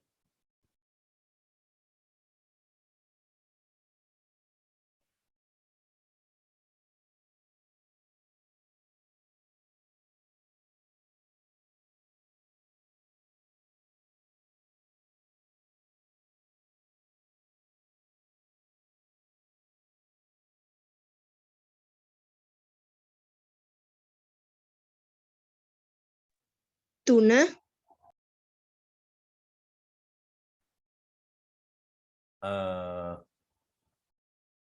මේකෙන් එන තුන්වෙනි උත්තරේ නේ. ප්‍රෝටෝන සංඛ්‍යාව සමානයි, නියුට්‍රෝන සංඛ්‍යාව අසමානයි. හැබැයි එකම මූලද්‍රව්‍ය. මේවා මොනවා හරි ප්‍රශ්න තියෙනවා නම් තේරෙන්නේ නැත්නම් කියන්න. මට මේ මොකද මේවා දැනතු විභාගයට යන්න එපා. අනිවාර්යෙන් ඕවා තේරුම් අරගෙන යන්න ඕනේ. හරි. ඊළඟට මෙන්න මේ ප්‍රශ්නේ මේක ටිකක් අමාරුයි ලේසි වගේ හිතුණා. හොඳට හිතලා උත්තරේ ගන්න ඕනේ මේකට. සමාධිගේ උත්තරෙත් මේකේ ඔව් වැරදිලා තිබුණා. මේකේ අපි සාමාන්‍යයෙන් බලන්නේ මේකේ මේ අපි අර සරලීගේ චලිතය ගැන කතා කරනකොට ගුරුත්ව චතුරණය ගැන කතා කරනකොට අපි හැම වෙලාවෙම බලන්නේ පහළ ඉඳන් ඉහළට විසි කරලා උඩට ගිහිල්ලා ආපහු පහළට වැටෙන අවස්ථාව ගැන කතා කරන්නේ. මේක එහෙම එකක් නෙවෙයි කියන්නේ. ඉහළ සිට පහළට අතාරිනවලු රබර් බෝලයක්. ඒක බිම වැදිලා පොළා පයින්නවලු. අර බවුන්ස් වෙනවා කියන එක තමයි පොළා පයින්නවා කියලා කියන්නේ. හරි? දැන් ඉගෙන ගන්න මේ සිංහල වචනේ. හරි? බවුන්ස් වෙනවාට කියන සිංහල වචනේ පොළා පනිනවා. හරි?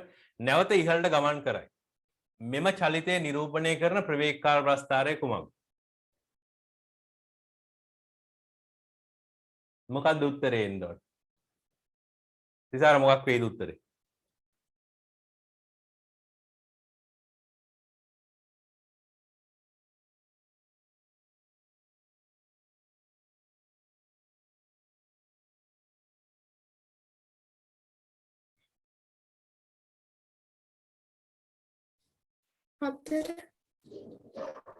හතර. මේකේ මෙන්න මේ උත්තර දෙක කෙලින්ම අපිට අයින් කරලා දාන්න පුළුවන්. ඒකට හේතුව මේලාගේ ආරම්භක ප්‍රවේගය.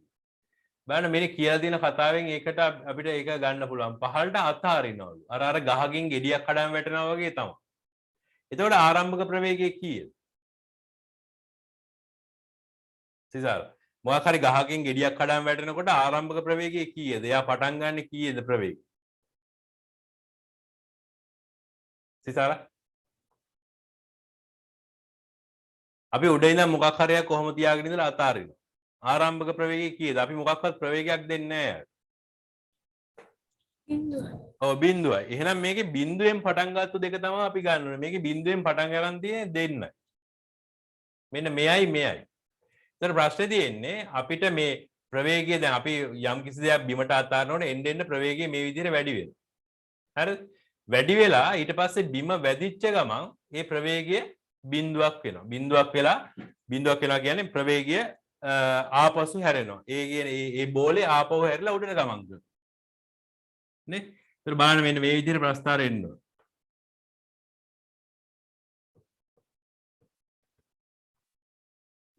මේක සංකීර්ණ ප්‍රශ්නයක්. හරිද? මේකේ චලිතයේ සිද්ධ වෙන විදිය බලන්න මේ උඩ ඉඳන් බෝලේ අතාරනවා බිමට. අතාරපුවාම මෙන්න මෙහෙම බිම වැදිලා ආය උඩට යනවා. එතකොට මේකේ දිශාව වෙනස් වෙලා ප්‍රවේගයේ දිශාව වෙනස් වෙලා මෙතන. හරිද? ඒක නිසා අපි ප්‍රස්ථාරය අඳිනකොට මේ පැත්තේ ප්‍රවේගය මේ පැත්තේ කාලය. එතකොට ආරම්භක ප්‍රවේගයේ බිඳුවයි. එතකොට මේ හිමීට පහළට වැටෙන්න මෙයාගේ ප්‍රවේගය වැඩි වෙනවා. වැඩි වෙලා එක්තරා අවස්ථාවකට ඔහම යනවා. මේ තමයි බිමට වැටෙන අවස්ථාව. මේ තියෙන්නේ බිමට වැටෙන අවස්ථාව. වැටිච්ච ගමන් පොළා පනිනවා. ඒ කියන්නේ මේ බිම වැදිලා උඩට විසි වෙනවා. උඩට විසි වෙනකොට දිශාව වෙනස් වෙන නිසා අනිවාර්යෙන් මේකේ ඊළඟ කොටස ඍණ වෙන්න ඕන. හිතන්නකෝ මෙතන 30 තිබුණා කියලා. ඊළඟට ප්‍රස්ථාරේ පටන් ගන්න ඕනේ ඍණ 30. ඍණ 30න් පටන් ගන්න. ඍණ 30න් පටන් අරගෙන ආයි බිඳුවට යන්න වෙනවා. මොකද මේක උඩට යන්න ප්‍රවේගය අඩු වෙන නිසා. උඩට යන්න ප්‍රවේගය අඩු වෙනවා. ආයෙ මෙහෙම බිඳුවට එන ගම්ම එනවා. ඒතර මේකෙදි මෙන්න මේකයි තේරුම් ගන්න ඕනේ.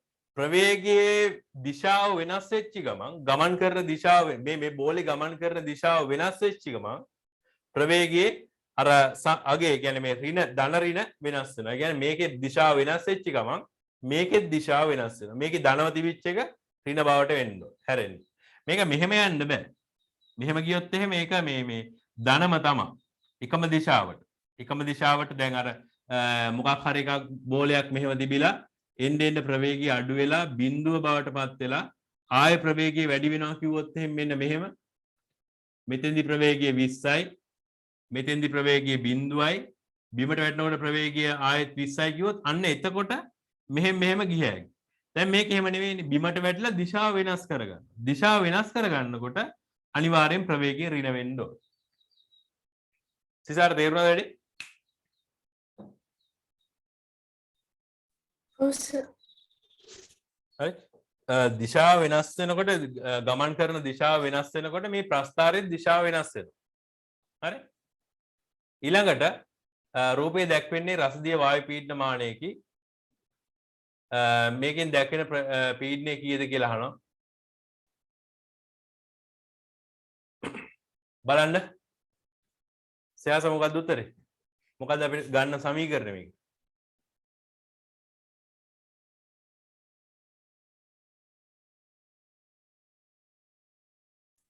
තුන්වෙනි එක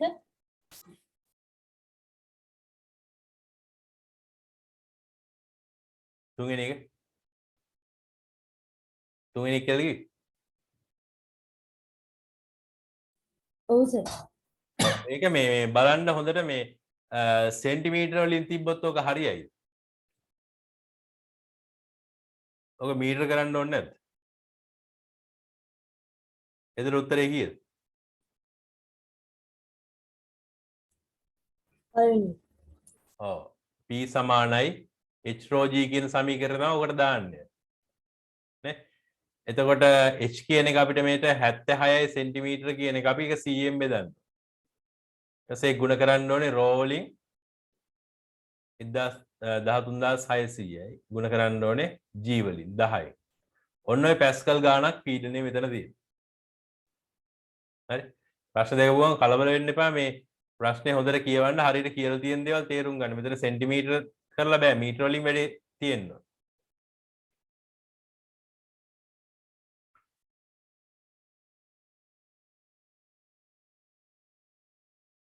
හරි මේක.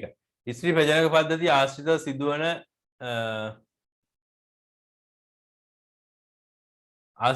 එක් ආර්ථවයක් සම්පූර්ණ වීමට ආසන්න වශයෙන් දින 28ක් ගත වේ. මෙහිදී හෝමෝන ස්‍රාවය වීමට අදාළ ප්‍රස්ථාරය පහක් දැක්වේ. එතන මෙන්න මේ X කියන හෝමෝනය මොකක්ද කියන එක තමයි අහන්නේ. එතන මෙතන හෝමෝන වර්ග දෙකක් මෙතන තියෙනවා. දැන් මෙතන කියලා තියෙන්නේ මේ මෙතන පෙන්නලා තියෙන්නේ අර මේ LH සහ FSH කියන හෝමෝන දෙකේ වෙනස් වීම. එතකොට මෙහෙම හරියටම දින 14න් හරියටම අර ඩිම්බයක් මෝචනය වෙන්න ආසන්නයේදී වැඩි වෙන හෝමෝනය වෙන්නේ අනිවාර්යෙන් LH කියන හෝමෝන. LH. මේ නිල් පාට ලයින් එක යන්නේ මේක FSH කියන හෝමෝන. එතකොට LH FSH කියලා තමයි අපි මතක තියාගෙන ඉන්නේ සාමාන්‍යයෙන්. එතකොට මෙන්න මේකෙන් මතක තියාගන්න ලුටීකරණ කියපුවාම L අකුර එනවා කියලා මතක තියාගන්න. එතකොට මේක ලුටීකරණ හෝමෝනේ තමයි තියෙන්නේ. ඊට පස්සේ පහත වගන්තිය අතරින් නිවැරදි වගන්තිය තෝරන්න. ටිකක් දිගයි මේ අන්තිමට එන ප්‍රශ්න ටිකක් දිගයි. හැබැයි ලේසි ඉතින් හොඳට කියවනවා නම් ලේසි. හරි? බලන්න මේ ප්‍රශ්නේ 34 වෙනි එක. පහත වගන්තිය අතරින් නිවැරදි වගන්තිය තෝරන්න.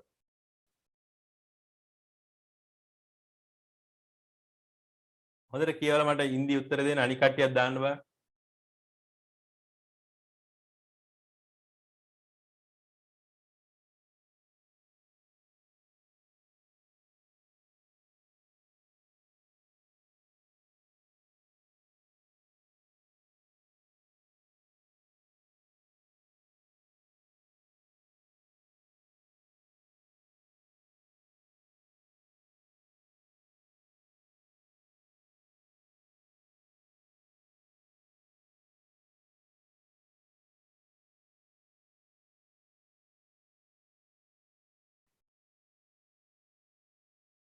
ඔව්. ඉන්දි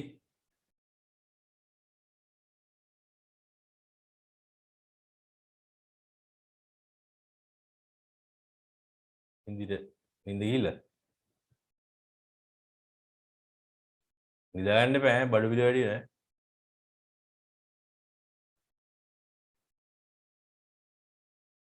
ඉන්දි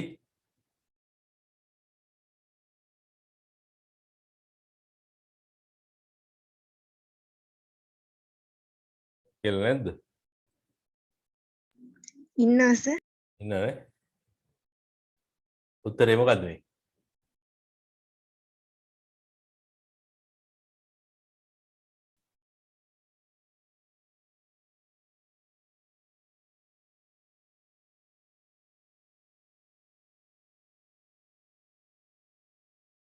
බලන්න හොඳට මතක් කරගන්න. උන්නේ සහ අනුනේ ස්යාස.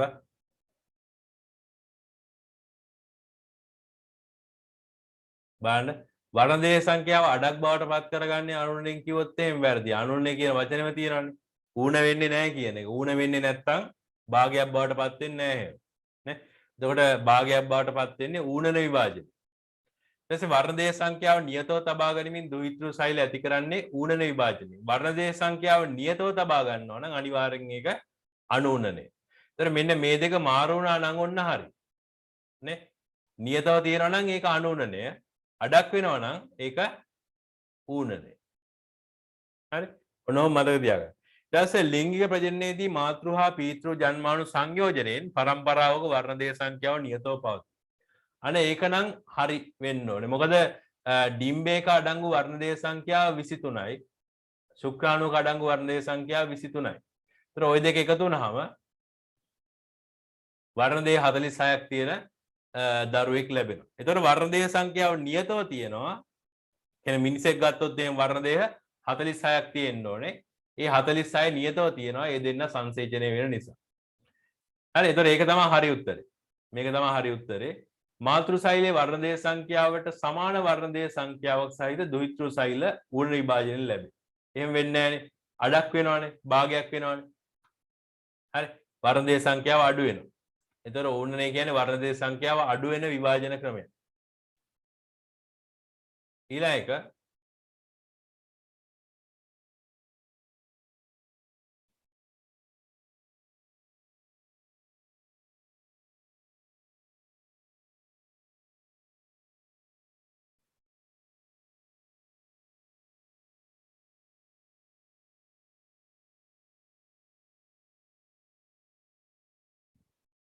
හරි මේ තියෙන්නේ උඩ තියෙනවා ප්‍රශ්නේ එකක මේ යට තියෙන්නේ ඉතුරු ටික මේකේ පෙන්නලා තියෙන්නේ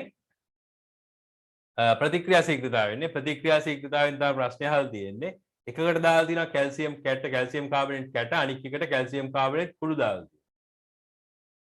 එතන මේකෙදී කල්පිත කීපයක් මේ ශිෂ්‍යයෙක් හදලා තියෙනවා. එතන බලන්නේ කල්පිත ටික මුලින්ම කියනවා දැන් කැල්සියම් කාබනේට් කැට ඊට පස්සේ කැල්සියම් කාබනේට් කුඩු දානවා. එතන මේකේ A නලයේ ප්‍රතික්‍රියාවට වඩා B නලයේ ප්‍රතික්‍රියාව වේගවත්. මේකට එකඟද නැද්ද? සයහස මොකද කියන්නේ? මේකට එකඟද නැද්ද? මොකේද වේගවත් වෙන්නේ ප්‍රතික්‍රියාව? කුඩු දාපුවම කැට දාපුවම.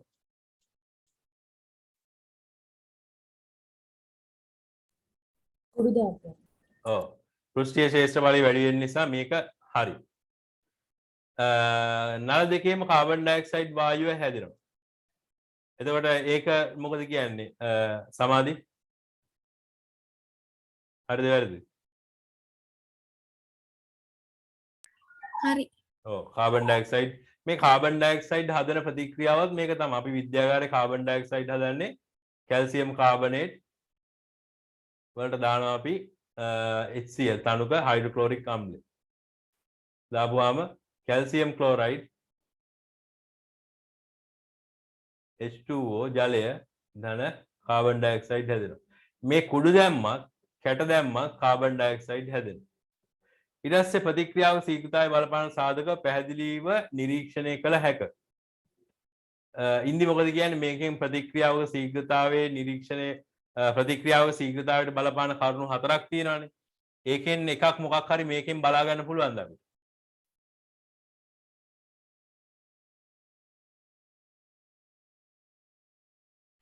ඔව්. මොකද්ද බලා ගන්න පුළුවන් සාධකේ? ප්‍රතික්‍රියා ශීඝ්‍රතාවයකට බලපාන සාධකයක් බලන්න මේ කරන්නේ. මොකක්ද ඒ බලන සාධකේ?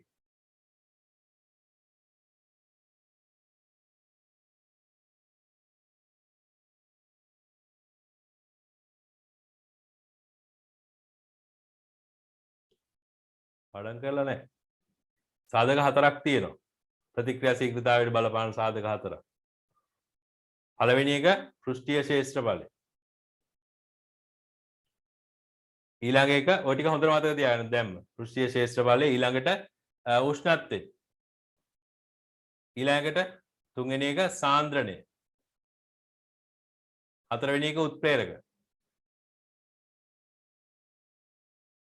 මේ ටික අනිවාර්යෙන් මතක තියෙන්න විභාගෙට තුන්වෙනි වාරයේදී අනිවාර්යෙන් අහන ප්‍රශ්නයක් තමයි රචනා ප්‍රශ්නයකට මෙන්න මේ ප්‍රතික්‍රියා ශීඝ්‍රතාවය කිය.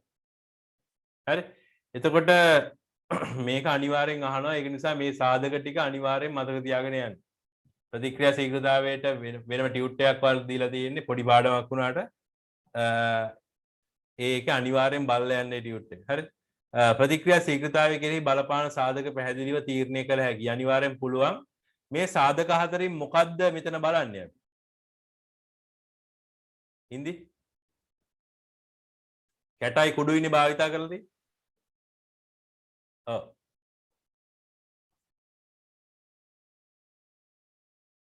පෘෂ්ඨීය ශේෂ්ත්‍රඵලය. පෘෂ්ඨීය ශේෂ්ත්‍රඵලය කියන එක තමයි බලන්නේ. එතන මේ අන්තිමට කියලා තියෙනවා ප්‍රතික්‍රියාවේදී ඇල් ජලයේ උෂ්ණත්වය තවදුරටත් පහළ යයි. එතන ඇල් ජලයේ උෂ්ණත්වය තවදුරටත් පහළ යන්න විදිහක් නැහැ. අනිවාර්යෙන් මෙයාගෙන් තාපය පිට කරනවා. මෙයා තාපය පිට කරනවා මේක රත් වෙනවා. මේ නලය රත් වෙනවා. හරි? නලය රත් වෙන නිසා ඇල් ජලය උණුසුම් වෙන එක තමයි සිද්ධ වෙන්නේ. ඒතර පළවෙනි උත්තර තුන නම් හරි. බලමු අපි කොහොමද මේකේ මෙයා තියෙන්නේ කියලා.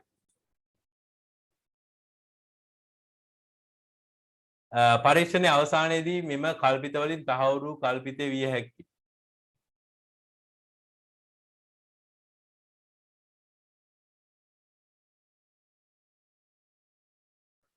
මේකේ බෑනේ පැහැදිලිව තීරණය කරන්න බෑනේ මේක.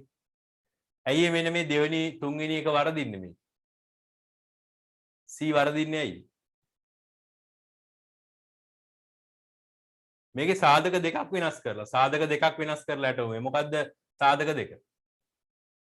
එකක් තමයි මේ කැට භාවිතා කරනවා අනික එකේ කුඩු භාවිතා කරනවා. පෘෂ්ඨික ශේෂ්ඨඵලය වැඩි වෙනස් කරනවා.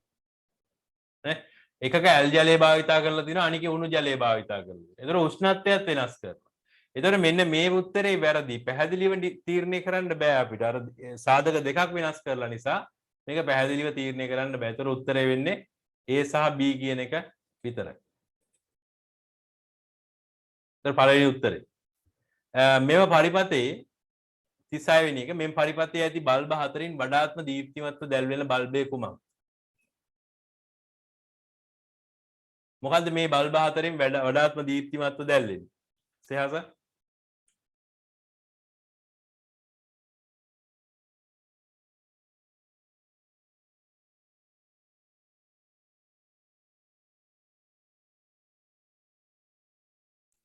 හතරවෙනි ඔව් මේක තමයි දැල්වෙන්නේ.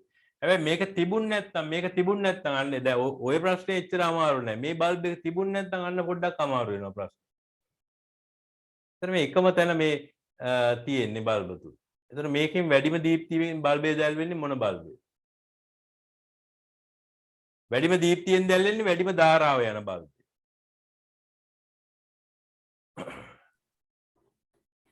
පළවෙනි එක. ඔව් පළවෙනි එක. මොකද කම්බිය මහතනම් වැඩි ධාරාවක් යනවා ප්‍රතිරෝධය අඩුයි නේ. ඒතකොට එහෙම. ඒතර මෙතන අර මේ ධාරාවන් තුනම මේ තුනෙන් යන ධාරාවන් තුනම මෙයා හරහා යනවා. මෙන්න මේ බල්බ් එක හරහා. ඒක නිසා B4 කියන බල්බ් එක තමයි දීප්තිමත්ව දැල්වෙන්නේ.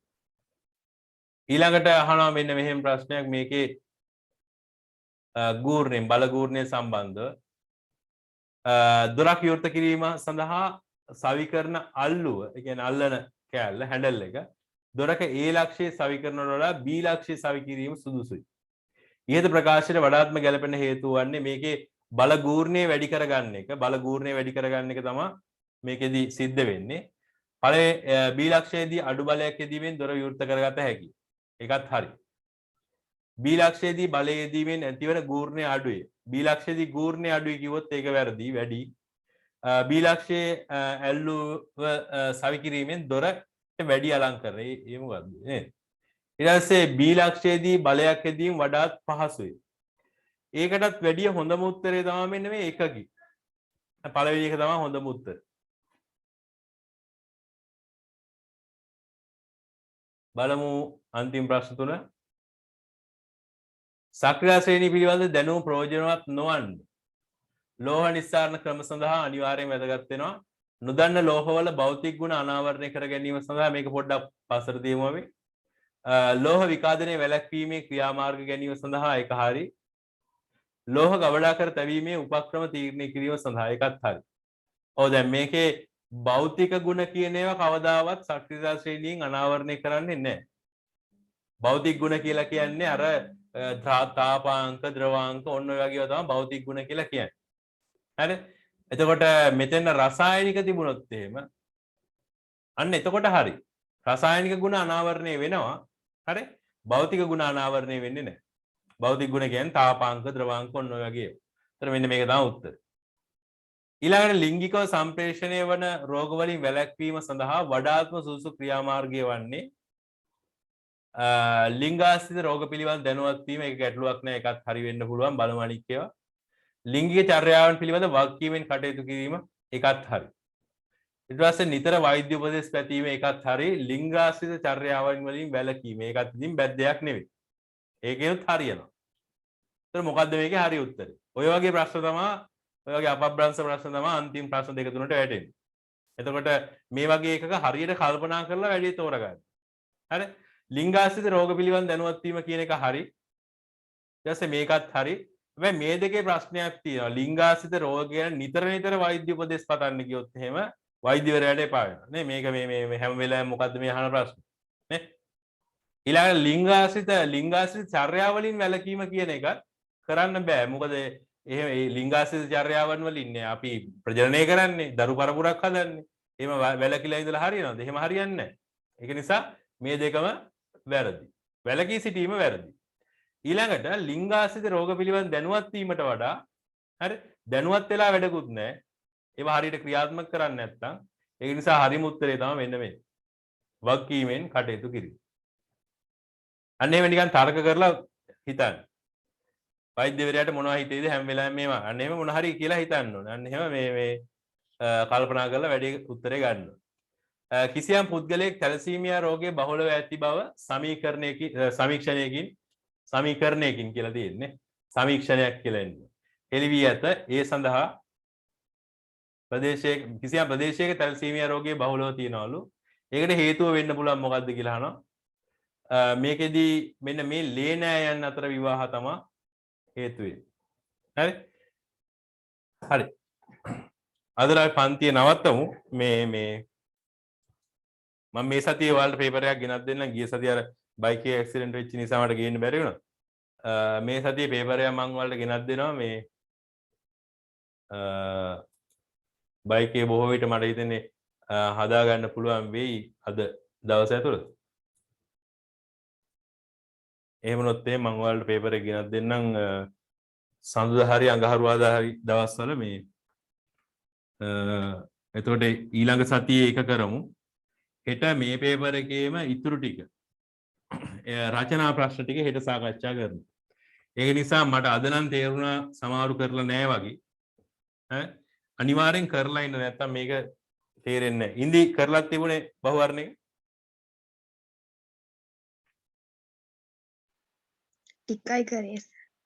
ඔව් ටිකක් කරලා හරියන්නේ නැහැ. ඔක්කොම කරන්න. සයාස කරාද? ටිකයි කරේ. නේද?